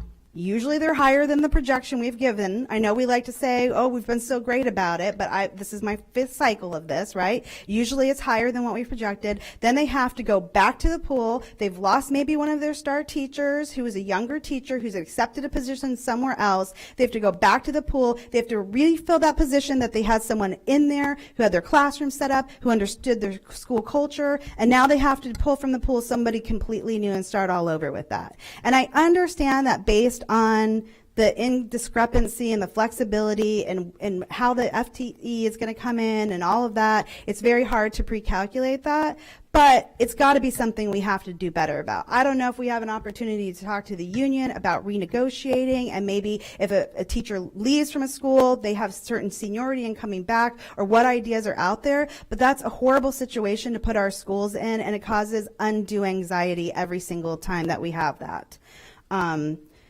I'd also like Superintendent Ayers to kind of talk about some changes that we're going to make next year. Again, I think the timeline is really insufficient and causes a huge amount of stress as well, because again, we wait so long in the year. We have such a long process for instructional, and we have such a short process between our specials and our ESE staffing that they're kind of scrambling. I'd also love to see more collaboration between that and more advocation for our principals to be able to advocate for our specials. When we sit here and we talk about the circular problem of schools losing enrollment and having to cut programs, and then those programs being detractors because they're being cut, there's got to be some way we can stop the bleed on that, and something that we can do to talk about that. Because at the end of the day, absolutely, our accelerated programs get our kids excited and people choosing, but so do our music, and so do our arts, and so do our orchestras. And I still haven't gotten any feedback on, I want to see surveys that are going out that are actually being filled out that are saying our kids aren't choosing orchestra, because I have a hard time believing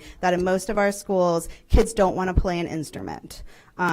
So I'm going to give you that opportunity, Superintendent Ayers, to kind of talk about changes for next year that I hope will help with this process. So definitely, as we move into next year, improving our ways, improving our processes, and getting better. That's something that we always trying to do. I think it's important, for us, moving forward, that this process begins a little bit earlier, a week to two, Mr. Lewis, where we can kind of provide ourselves some more time.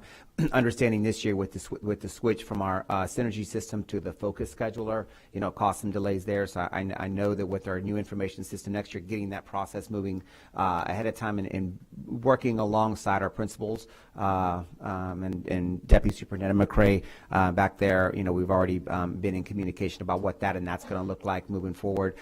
Communication is key in this whole thing. This is an arduous process we go through. We just want to make it as painless as possible for our team moving forward. So.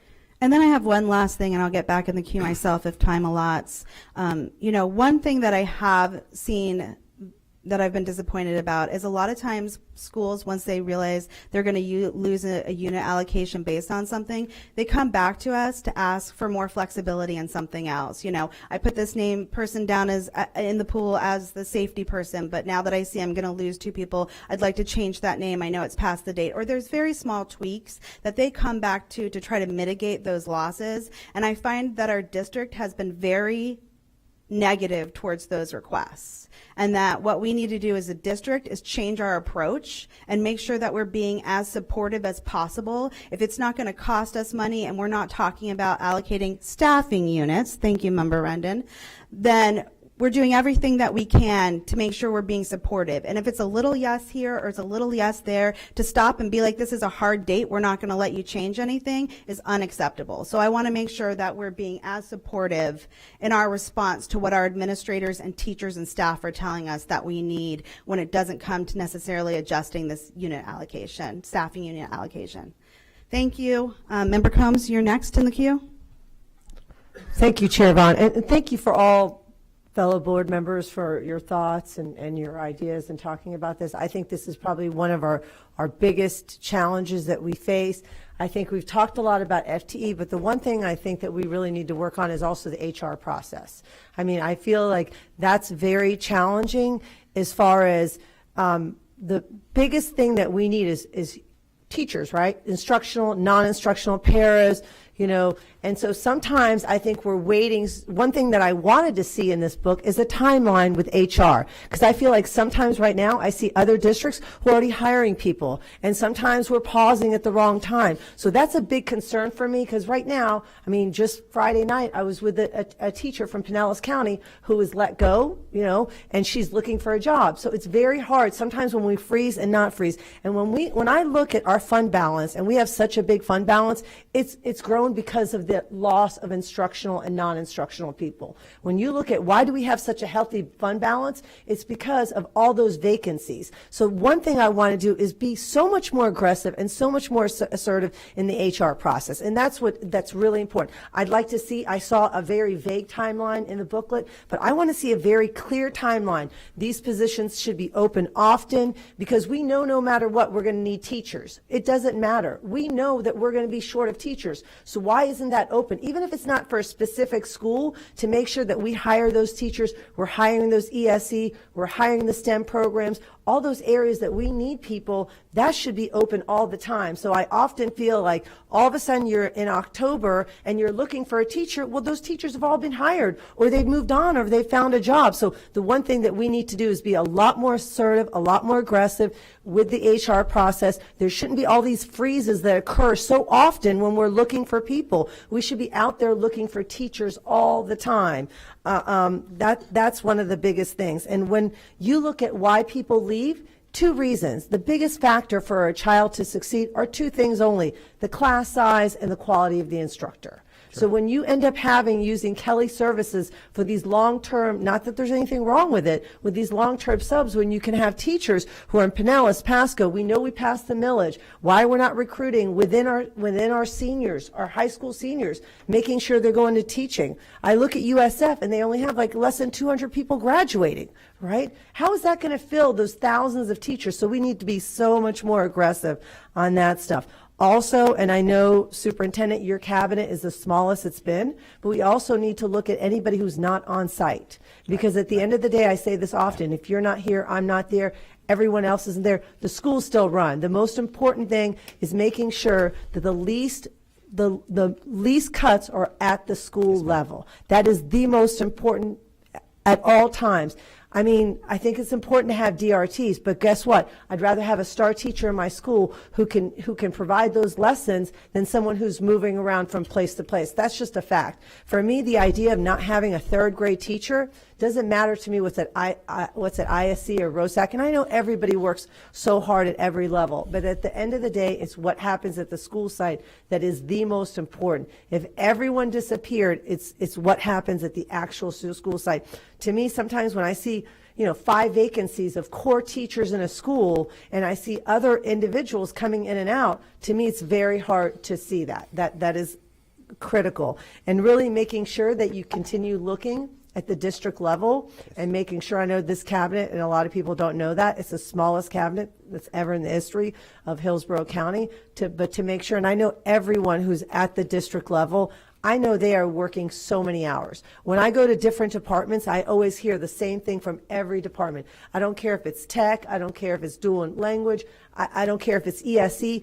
Everybody at the district level is working harder than they've ever worked with less resources and less people. But I think it's really important that that message is brought to the school level. And I know it's happening, and I often have to tell people, listen, we have I don't know, I think of so many departments, and I don't want to name one where it's like there's only 5 people and they're carrying all that weight. I think of the ESC department, or I'm looking at Tracy Brown right now, all the responsibilities that fall on her, so many things. But that message needs to be brought down to the district level, because people don't feel that way. When they're in school, they don't feel that way. They don't realize that how hard we're working.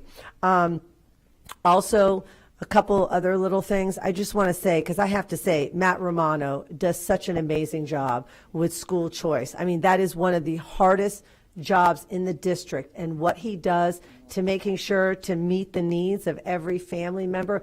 I can't tell you how many families we would have lost if it wasn't for him, and how hard him and his team work. So I really wanted to mention that. And we talked about this, and I know I brought this to you a while ago, and you'd already started working on this, and I had brought the whole plan of making sure that we're capturing that step up for students, the scholarship. Having a school when students choose to take a class, that we're also going in, because at the end of the day, we're an educational entity, but we're also a business. So we have to be make fiscal decisions. Every school would want more teachers, would want an extra security guard, needs extra counselors, but we have to make sure we're making those really tough fiscal decisions. But I want to make sure at the end that we've done everything we can in the HR process to get those people. Because right now, those Pinellas teachers, there's some teachers who are looking for jobs. Do we have a position constantly open? to make sure that we capture those people. Those are opportunities that we're missing. So I think it's very, very important for Dr. Patton to be very proactive when there's an opportunity, like I know we talked about, a principal who had an idea, that we're looking at every different opportunity to find that human capital, to find those teachers in front of students. I think that's critical, but I just want to say, I know everybody is working very hard, but at the end of the day, when I look at Tampa Bay, it's not that way anymore. But when I walk through, 5 months ago and seeing 152 kindergarten students and 1 certified teacher, that keeps me up at night all the time. Like, what does that mean? And making sure that there's teachers who are certified, who are qualified, who have that background. I know that USF just started a minor in education, which is really exciting to be able. So I know at the school levels, they're trying to do everything they can do to capture teachers and make sure that our staff, our non-instructional staff are here, but those are just some comments. So I think the HR needs to work much closer, and we need to be much more aggressive. And I know we're doing things, I see it. Member I've seen Combs, it. Sorry, thank can you. we wrap? We have Bye. lots in That's it. queue. Thank you. Sorry. We have 5 more in queue in 20 And minutes. that's my last cue. Sorry, thank you. I hate to cut you off, but I want to make sure everybody has a second chance. Member Washington, and board members, like I said, we still have 5 people in queue, so if you could make sure your secondary comments are shorter. My comments will be shorter, it won't be like Mrs. Combs. But anyway, we have to recruit and go out. Member Gray and I went out to the University of South Florida to recruit. We went to the education department, and we spoke to maybe 150 elementary kids coming into education. I think that's important. If we could possibly from HR have somebody go have that working relationship with the University of South Florida, because they're eager, they're out there. I mean, they are ready. They're out there, and they really want to come. They want to come. We had a great time. They were very enthusiastic about coming from South Florida, coming and working in Hillsborough County School District, and that's a plus. We got to get out and recruit. And the stipend, having a stipend, you got to recruit them. We got to get them in here, and it was very, very attentive. They were real quiet. They really were excited about coming into education. It was a great tour we had there. Something else too, I just want to close out, is to say, when students, at the school level is a very difficult job to have. Because at the school level, if we and administrators, if we want to keep units open sometime, we have to recruit. That's important. Yeah, correct. Yeah, you got to recruit to keep units open sometime. Like if we want music or something, you got to kind of push it a little bit. Hey, look, set them up in the cafeteria, have your table, cafeteria, music, sign up. Those are the things that we need to do go out our way sometime to keep units at school. And when we're talking about units, because people don't know about units, many people don't. Units is money, people, and students. That's what it boils down to. So in closing, that's all I have to say. We got to continue to work hard to build those units. Like Dr. Hahn said, hey, it's fluent. We got to keep going. We got to keep doing what we need to do. Thank you, ma'am. Thank you, Member Washington. Member Rendon? Thank you, Madam Chair. First of all, I'd like to thank my fellow board members. I think everyone took many pieces of my thoughts, and we're right on target of exactly where we're at. And at the end of the day, I think it sums up that as a board, we really need we want to change with the ever-flowing changes of our community, and that we want to make sure that our students recognize that we as a board and we as a district are meeting their needs, because those needs are changing, and it's important. I've asked of this for 2 years. I think it's critically important now more than ever that we really bring in somebody that's going to be able to look from a risk point of view, from a health and safety, a financial, and a fiscal way of making sure our processes are in place for the best results for our students. We don't have that process. We don't even have that process when we get our allocation from the state to be able to process that. We need to make sure that our systems are in place in this district that always focus on student-centered, and we don't have the answer that they do. And I think that's important. I think we also need to analyze from a clear point of view, from a fiscal point of view, that we have, we look from an audit from our complete financial ability to make sure we have a forensic audit going in, that we make sure that all of our allocations are putting in the right places based upon the needs of this district. We tend to have budgets that go out there to every other district, and then schools come last. We had that ability to utilize some of those buckets of money differently, and we've not utilized that to our best ability. At the end of the day, thank you, Dr. Hahn, for making a very, very good point that our ESC students are leaving more than ever because we are not able to provide them the right care, because we have not brought up to date our programs and our services that we need to. We've not looked at it from a holistic point of view. We've not been able to utilize our community members the best we can. And we have an ability to do that, and we have the ability to bring us up to date. So I just want to make sure that we leave here with the ability that I can speak for myself, but I probably would be able to speak for this entire board, of saying we have the faith in our schools, in our teachers, and what they do for our students. We have the complete faith that they are doing phenomenal work in our schools, and our administrators are phenomenal. And we stand behind them and wanting to provide them with the absolute maximized support we can to get out the maximize within our students. And so if we could just keep focusing on that and really analyze what we're doing as a district to making sure that we've not always done it that way. I think that's important to look at it from a new point of view, is very important. So thank you for everyone that's been here. Thank you for all of our board members and their comments. I think they're very vital as we move forward, that we stand behind our staff, we stand behind our teachers, and we stand behind our schools. We know that we have the best product in Hillsborough County, and we need the management to provide them everything they need to do that. Thank you. Thank you, Member Rendon. I just have a few quick things. One, can you get back to me on dual enrollment? And I'm confused about whether, if students are dual enrolled, if we get the FTE while they're doing dual enrollment, because I've gotten conflicting information about that. You can get back to me on that. Secondly, I want to talk about what Member Combs says. I don't think people realize, because you haven't been very vocal about it, Superintendent Ayers, how much we've downsized at the district. And while, I'm sure, I don't think any board member doesn't disagree that the people in our schools and our school sites come first. I don't want to continuously put the narrative out that we're overstaffed at the district, because, to Member Combs' point, there is so much work on our district staff at this point, and they directly support our schools a lot of the time. So there definitely has to be a balance where we're looking at it and we're not top heavy over and over again, but we also have to be very transparent at the point where we're not top heavy anymore and we're just cut to the bone, whether it's school sites or whether it's the district staff, and we need to be better advocates for making sure we get more funding. Thank you for the staffing guide in here, which we didn't talk about. I think that's very helpful, and if we can make this available to anybody who wants it. I don't know how people get that now, but it really talks about the things that I asked for more detail on this. So if we can make that available on our website or by request, even if teachers just want it or anybody, it really helps with the process. To Member Combs' point, I know that I've asked several times about the recruitment with Pinellas and Pasco, since right now both of those counties are officially letting go of their instructional staff. I've gotten a good response about Pinellas. I have not gotten the kind of response that I was hoping for about Pasco, which is, especially for me on my district, I mean, Turner Bartels, you could throw a stone and you're in Pasco. So we can recruit a lot of teachers from Pasco, and I haven't gotten any answers about what we're doing as far as recruiting in Pasco. So I'd love that.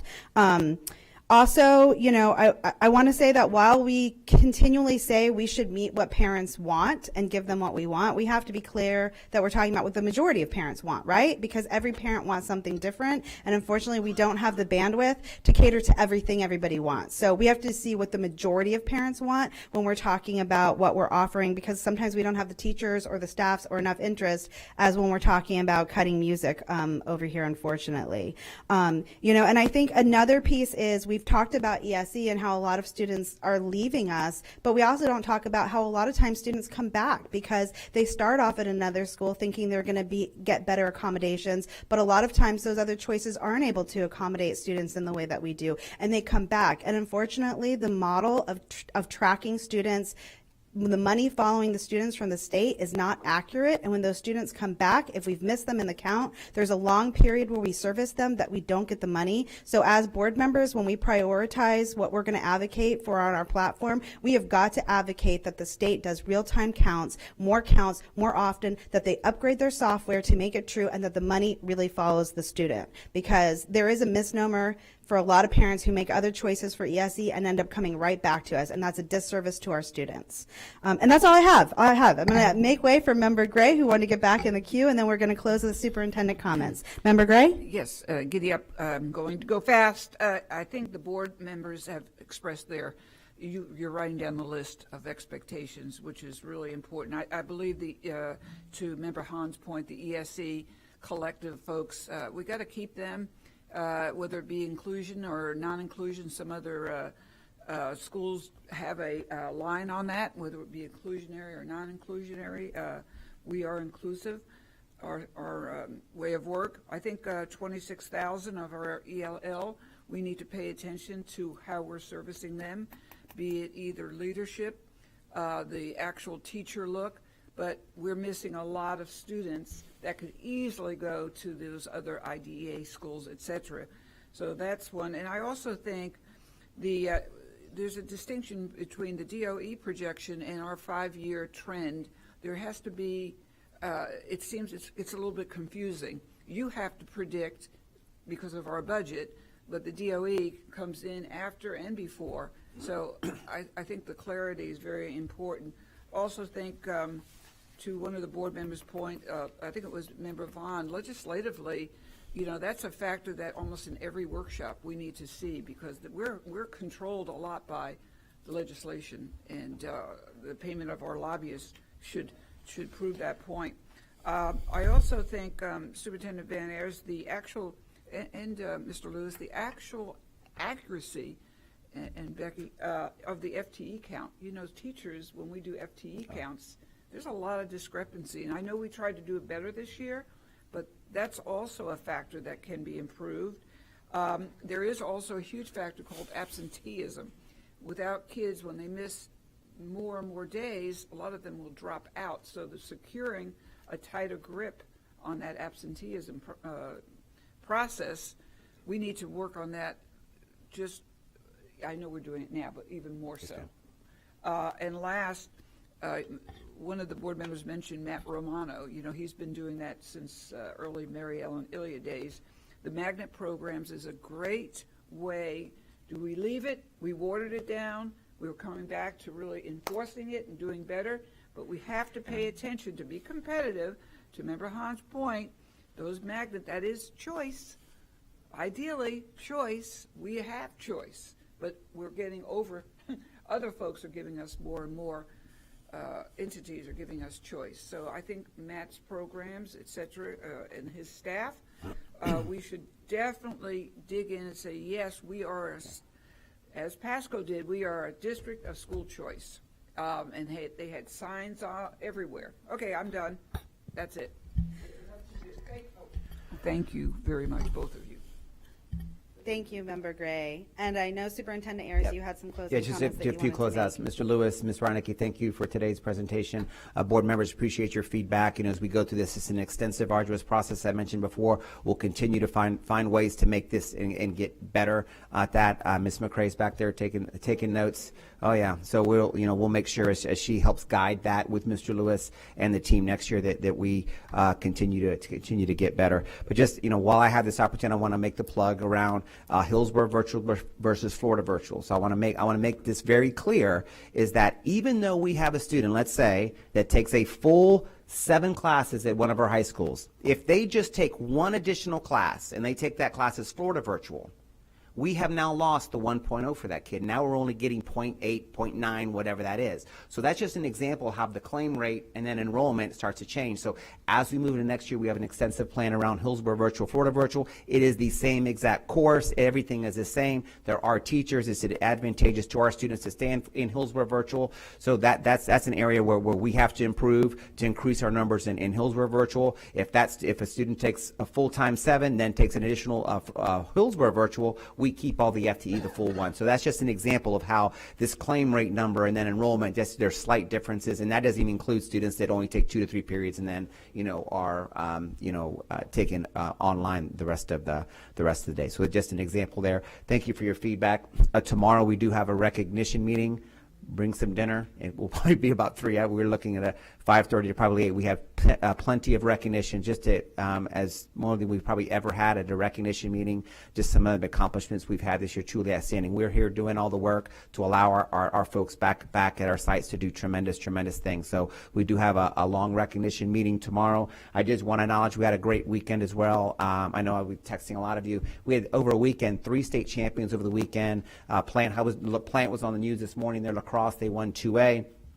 Alonzo won flag football again. Robinson won flag football, so Robinson won again. So state championships, Robinson, Alonzo, and Plant. Robinson, Alonzo flag, Plant lacrosse.